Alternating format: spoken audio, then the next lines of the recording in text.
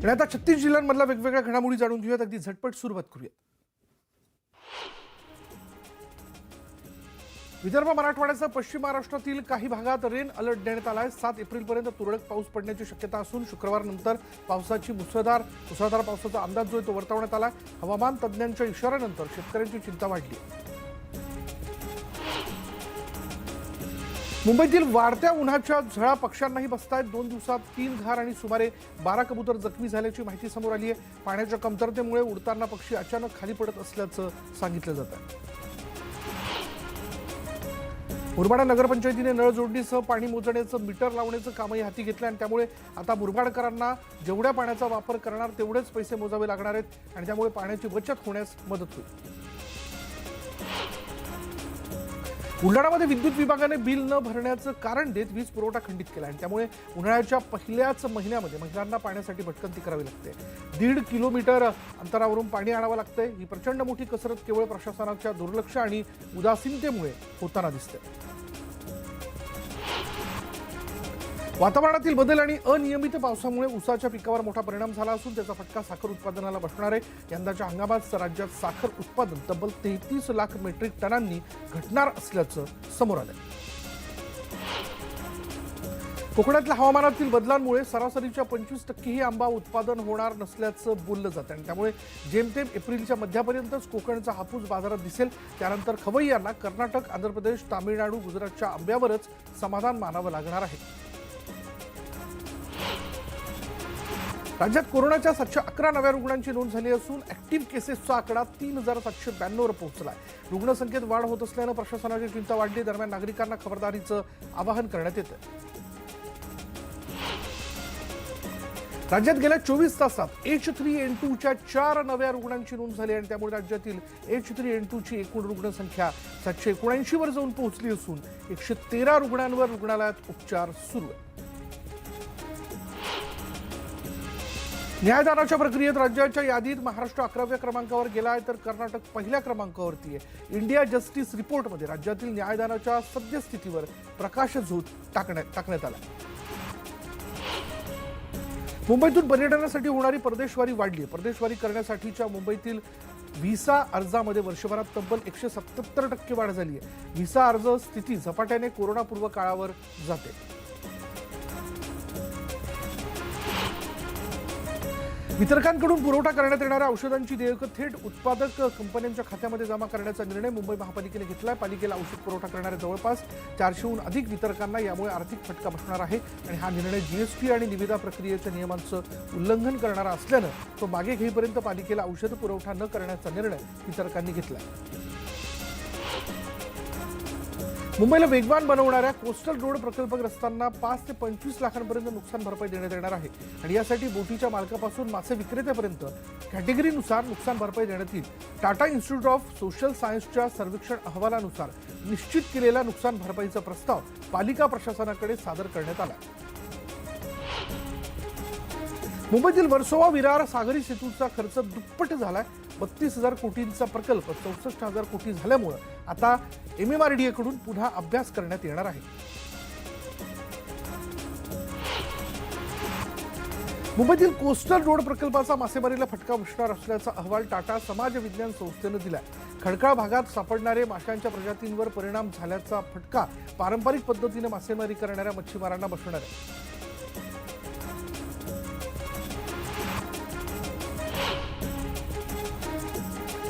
मुंबई विमानतळावर 2 मे रोजी धावपट्टीच्या दुरुस्तीचं काम केलं जाणार आहे. जवळपास 250 विमान उड्डाणांना याचा फटका बसणार आहे. 12वी नंतरचा D.Ed अभ्यासक्रम बंद होणार असल्याचा राज्यातील अनेक कॉलेजला फटका बसणार आहे. तब्बल 600हून अधिक कॉलेज बंद होण्याची शक्यता आहे. मुंबईची ओळख आणि सौंदर्यबिंदू असलेल्या ऐतिहासिक गेटवे ऑफ इंडियाच्या देखण्या वास्तूला काही तडे गेलेले आहेत. नुकत्याच केलेल्या स्ट्रक्चरल ऑडिटमध्ये वास्तूच्या पृष्ठभागावर तडे आढळून आले. संबंधित दुरुस्ती कामावर अंदाजे 9 कोटींचा खर्च करण्यात येणार आहे. केंद्रीय सांस्कृतिक मंत्री जी किशन रेड्डी यांनी लोकसभेत ही माहिती दिली. डॉक्टर बाबासाहेब आंबेडकरांच्या इंदू मिलमधील स्मारकाचं 51% काम पूर्ण झालेलं आहे. दरम्यान पुतळ्याच्या प्रतिकृतीच्या पाहणीसाठी शिष्टमंडळ 6 एप्रिलला गाझियाबादला जाणार आहे. लवकरच 350 फूट उंच पुतळ्याच्या कामाला सुरुवात होणार असल्याची माहिती सूत्रांनी दिली आहे. वाहन नोंदणीतून राज्य सरकारची छप्परफाड कमाई झालेली आहे. नुकत्याच झालेल्या आर्थिक वर्षात मुंबईतील 4 प्रादेशिक परिवहन कार्यालयाच्या माध्यमातून तब्बल 2,45,000 वाहनांच्या नोंदणीबरोबरच अन्य शुल्काच्या माध्यमातून सरकारला 2,078 कोटी रुपयांचा महसूल मिळाला. आगामी लोकसभा निवडणुकीच्या पार्श्वभूमीवर मोदी सरकार महत्त्वाकांक्षी प्रकल्प लवकरात लवकर पूर्ण करण्याच्या तयारीत आहे. नवीन संसद भवनची इमारत सेंट्रल विस्टाचं काम ऑक्टोबरपर्यंत पूर्ण करण्याचे निर्देश देण्यात आल्याची सूत्रांची माहिती आहे. तर आगामी पावसाळी अधिवेशन नव्या इमारतीत होणार असल्याचंही सांगितलं जातं. ठाकरे गटाच्या युवा सेनेची पदाधिकारी रोशनी शिंदे मारहाण प्रकरणी ठाकरे गट आक्रमक झालाय. शिवसेना, ठाकरे गट आणि महाविकास आघाडीचा आज पोलीस आयुक्त कार्यालयावर टाळे ठोको मोर्चा असणार आहे. आदित्य ठाकरेंच्या नेतृत्वाखाली दुपारी शिवाजी मैदान इथून हा मोर्चा निघणार आहे आणि या मोर्चात राष्ट्रवादी काँग्रेसचे नेते जितेंद्र आव्हाड सहभागी होणार आहेत. राजू शेट्टी यांच्या नेतृत्वाखाली आझाद मैदानावर आज मोर्चा काढण्यात येणार आहे. ऊस तोडणी 700 रुपये करण्यात यावी, ऊस तोडणी मशीन मालकांसाठी लवाद स्थापन करण्यात यावा, तसंच प्रलंबित अनुदान देण्यात यावं, या प्रमुख मागण्यांसह अन्य मागण्यांसाठी महाराष्ट्र राज्य ऊस तोडणी मशीन मालक संघटनेतर्फे मोर्चा काढला जाईल. राज्य मंत्रिमंडळाची सकाळी 11 वाजता मंत्रालयात बैठक होणार आहे. अर्थसंकल्पीय अधिवेशन संपल्यानंतर ही पहिलीच मंत्रिमंडळ बैठक असून या बैठकीत महत्त्वाचे निर्णय घेतले जाण्याची शक्यता आहे. 2023-24 शैक्षणिक वर्षासाठी आरटी 25% प्रवेश प्रक्रियेची ऑनलाईन सोडत आज काढण्यात येणार आहे. महाराष्ट्र राज्य शैक्षणिक संशोधन आणि प्रशिक्षण पुणे इथे सोडत काढली जाईल. सदर सोडतीचं थेट प्रक्षेपण VC-द्वारे करण्यात येते. गिरणी कामगारांसाठी गृहनिर्माण योजना राबवण्याचा निर्णय शासनाने घेतलेला असला तरी आतापर्यंत फक्त 15,000 गिरणी कामगारांना घरं मिळू शकलेली आहेत. अद्यापही या सर्व गिरण्यांमधील सुमारे 1.5 लाख गिरणी कामगार किंवा त्यांचे वारस घराच्या प्रतीक्षेत आहेत. बीडच्या परळी रेल्वे स्टेशनमध्ये तिकीट बुकिंग काउंटरवर प्रवाशांचे तिकीट बुकिंग करण्यावरून 2 कर्मचाऱ्यांमध्ये हाणामारी झाली. त्यामुळे काही काळ रेल्वे स्थानकात गोंधळाचं वातावरण निर्माण झालं होतं. क्षुल्लक कारणावरून दोघांमध्ये शाब्दिक बाचाबाची झाली आणि त्याचं रूपांतर हाणामारीत झालं. ही घटना CCTV कॅमेऱ्यात कैद झाली. अहमदनगर औरंगाबाद रोडवरील गजराज नगरमध्ये 2 गटामध्ये तुफान दगडफेक करण्यात आली. यावेळी समाजकंटकांनी 2 मोटरसायकल जाळत स्विफ्ट कारची तोडफोड केली. पोलिसांनी धाव घेत वेळीच परिस्थिती नियंत्रणात आणली. नंदुरबारमध्ये महाराष्ट्र व्यायामशाळा परिसरात 2 गटात तुफान दगडफेक झाली. दगडफेकीत मोठ्या प्रमाणात काचेच्या बाटल्या आणि दगडाचा वापर करण्यात आला. मात्र सध्या परिस्थिती नियंत्रणात असून शहरात पोलिसांचा फौजफाटा तैनात आहे. राष्ट्रवादी काँग्रेसचे नेते हसन मुश्रीफ यांचे निकटवर्तीय चंद्रकांत गायकवाड यांना ईडीनं समन्स पाठवले. चंद्रकांत गायकवाड यांनी आज ईडी कार्यालयात त्यांना हजर राहावं लागणार आहे. सोमवारी ईडीने गायकवाड निवासस्थानावर छापा टाकला आणि सर्च ऑपरेशनही केलं.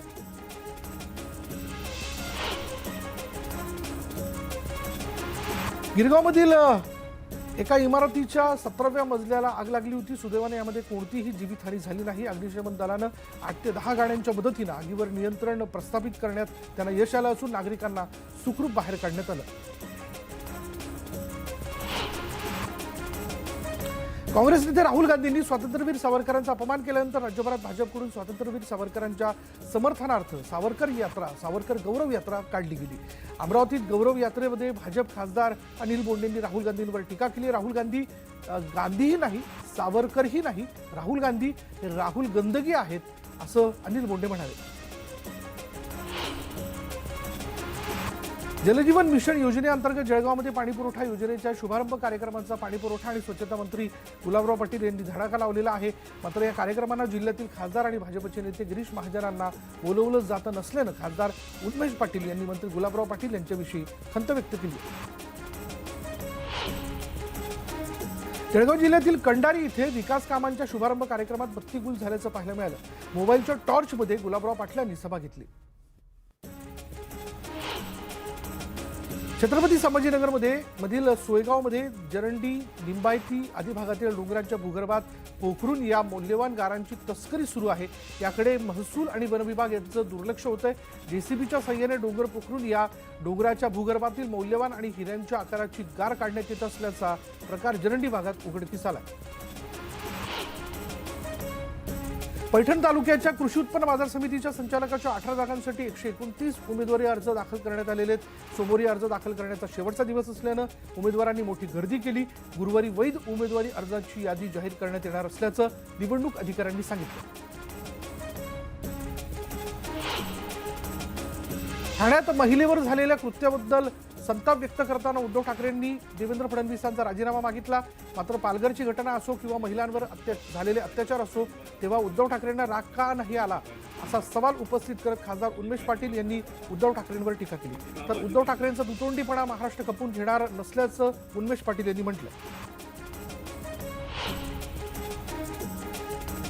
जळगावच्या कनाशी इथे श्री चक्रधर स्वामींच्या यात्रोत्सवाला आजपासून सुरुवात झाली आहे। स्वामींच्या मूर्तीवर भाविकांच्या हस्ते महाअभिषेक करून आरती संपन्न होणार आहे, तर संध्याकाळी मुख्य चौकातून भव्य पालखी मिरवणूक काढण्यात येईल।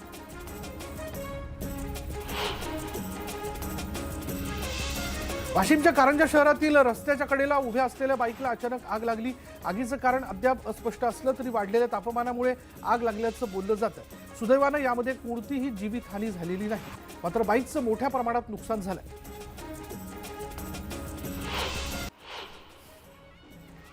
दख्खनच्या ज्योतिबाचा चैत्र यात्रेचा आजचा मुख्य दिवस असून सर्वसाधारणपणे 10 लाख भाविक दर्शनासाठी येण्याची शक्यता आहे। मानाच्या सासन काठ्या ज्योतिबाच्या डोंगरावर दाखल झाल्या असून यात्रेसाठी होणारी गर्दी लक्षात घेता पोलिसांनी मोठी तयारी केली।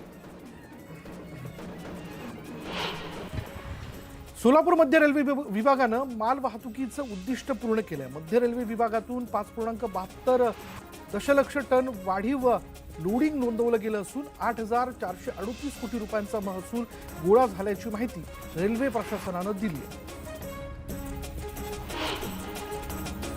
छत्रपती संभाजीनगरहून सध्या एअर इंडिया आणि इंडिगो या 2 कंपन्यांचीच विमान सेवा सुरू आहे। पूर्वी दिवसाला शहरातून 14 ते 16 विमानांची उड्डाणं व्हायची, ती आता 6 ते 7 वर आली आहे।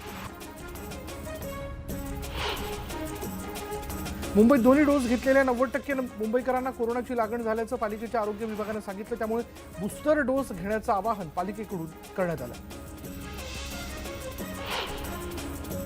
कोरोना झालेल्या 80% रुग्णांना नाक कान घशाचे आजार झाल्याचं पुण्यातील एका संस्थेनं केलेल्या संशोधनातून समोर आलंय।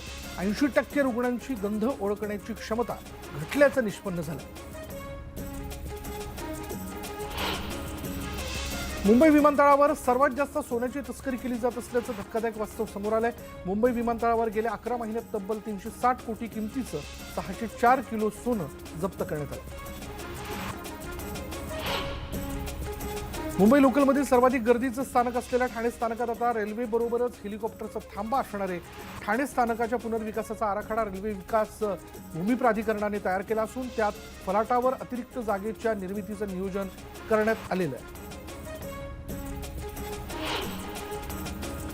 अयोध्या में शंखनाद आ रहे हैं एकनाथ अयोध्या दौऱ्याचा टीजर शिवसेनेकडून प्रसिद्ध करण्यात आलेला आहे। मुख्यमंत्र्यांचा 9 एप्रिलला अयोध्या दौरा असणार आहे। अकोल्यात भाजपच्या वतीने सावरकर गौरव यात्रा काढण्यात आली आहे। सावरकर स्मारकापासून या गौरव यात्रेला सुरुवात झाली। यावेळी राहुल गांधींचा निषेध करण्यात आला। राहुल गांधी हे वीर सावरकरांबद्दल सातत्याने अवमानकारक वक्तव्य केल्याच्या निषेधार्थ आणि सावरकरांच्या गौरवार्थ लातूरच्या औसामध्ये सावरकर गौरव यात्रा काढण्यात आली। आणि यावेळी माजी खासदार सुनील गायकवाड, प्रवक्ते गणेश हाके, गणेश बेळांबे आदी मान्यवर उपस्थित होते। ल्युब्रिकंट्स उत्पादनातील अग्रगण्य एक्सॉन मोबिल कंपनी रायगडमधील महाराष्ट्र औद्योगिक विकास महामंडळाच्या इसांबे औद्योगिक क्षेत्रात ल्युब्रिकंट्स उत्पादन प्रकल्प उभारणार आहे आणि यासाठी जवळपास 900 कोटी रुपयांची गुंतवणूक केली जाणार आहे। हनुमान जन्मोत्सव हा अमरावतीमध्ये खूप मोठ्या थाटात साजरा केला जातो। एकीकडे खासदार नवनीत राणा यांचं सामूहिक हनुमान चालीसा पठण होणार आहे, तर दुसरीकडे काँग्रेसने हनुमान जन्मोत्सवाच्या पूर्वसंध्येला भव्य मिरवणूक आयोजित केली आहे। उन्हाळी सुट्टीमुळे प्रवाशांसाठी कोकण रेल्वे प्रशासनाने 2 एक्सप्रेसला तात्पुरत्या कालावधीसाठी एक अतिरिक्त डबा जोडण्याचा निर्णय घेतला आहे।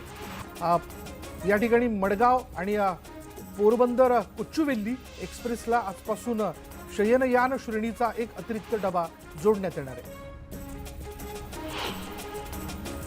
माथेरानच्या मिनी ट्रेनमुळे रेल्वेच्या उत्पन्नात मोठी भर पडली। गेल्या 2 वर्षांहून अधिक काळ बंद असलेली मिनी ट्रेन ऑक्टोबर 2022ला सुरू करण्यात आली आणि गेल्या 6 महिन्यात उत्पन्न मिळालं।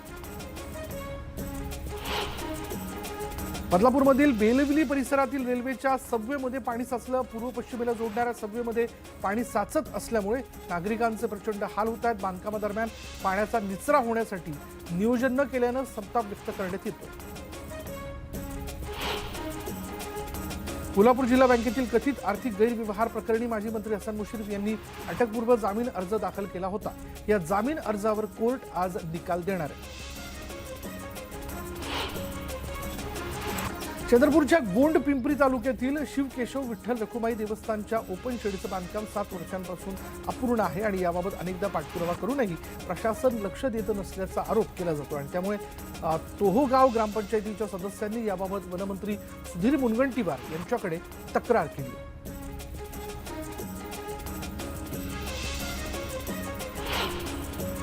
भिवंडीमधील कृषी उत्पन्न बाजार समितीच्या 18 जागांसाठी एकूण 69 उमेदवारी अर्ज जे ते दाखल करण्यात आलेले ते यामध्ये सर्वच पक्षांनी आपली ताकद पणाला लावल्याचं पाहायला मिळतंय। त्यामध्ये ठाकरे गट, शिवसेना, भाजप आणि राष्ट्रवादीसह मनसेनं देखील आपली ताकद पणाला लावली आहे। ठाकरे गटासाठी ही निवडणूक महत्त्वाची असून त्यासाठी महाविकास आघाडी मैदानात उतरणार आहे आणि त्यामुळे या निवडणुकीला चांगलीच रंगत येणार आहे। भिवंडीच्या गैबीनगर इथल्या कारखान्याला भीषण आग लागली। यामध्ये कारखान्यातील साहित्य जळून खाक झाले। अग्निशमन दलाने ही आग नियंत्रणात आणली आहे, मात्र या आगीचं कारण अद्याप समजू शकलेलं नाही। मुंबईच्या माहीम किल्ल्यावरील अतिक्रमण अखेर हटवण्यात आलंय। मुंबईतील किल्ले वाचवण्यासाठी अतिक्रमण हटवण्याचे आदेश मुख्यमंत्र्यांनी दिलेत आणि यानंतर शिवसेनेचे नेते किरण पावसकर यांनी माहीम किल्ल्याची पाहणी केली।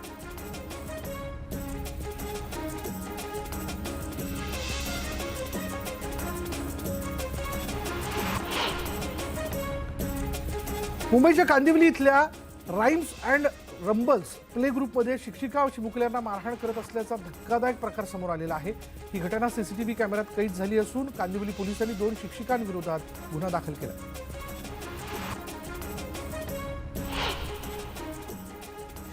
यासह इतरही घडामोडी अशाच वेगवान पद्धतीने पुढल्याही बुलेटिनमध्ये आपल्याला जाणून घ्यायच्यात, कारण घडामोडी अगदी वेगाने घडताना दिसतात। त्याच आपल्याला बघायच्यात खरं तर वेगवेगळ्या बुलेटिन्समध्ये। पण तुर्तास आपण बघतोय की घडामोडींमध्ये शेतकऱ्यांबद्दलच्या घडामोडी असतील, मग राज्यातल्या राजकारणाबद्दलच्या घडामोडी असतील, त्या वेगाने घडतात आणि त्याच्यावरती आपल्याला नजर टाकायची। पण त्यापूर्वी एक नजर टॉप 18 वर।